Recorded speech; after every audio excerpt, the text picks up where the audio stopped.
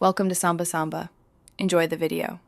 You start by opening Telegram and navigating to the chat where the message lives. Long press the specific message. This reveals a context menu because Telegram uses press and hold for message actions.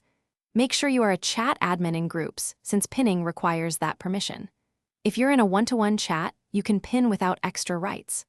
Once the menu appears, note the options for reply, forward, delete, and pin so you're ready for the next step. After the long press, tap the pin icon or the pin menu entry. Telegram then asks if you want to notify everyone.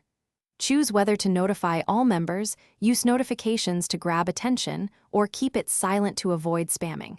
Make sure you understand why. Notifying highlights urgency, silent keeps the chat calm.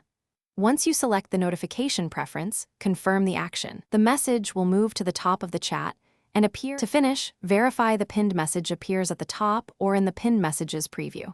You can tap the preview to jump to it or unpin/replace it by tapping the pinned bar and choosing an action.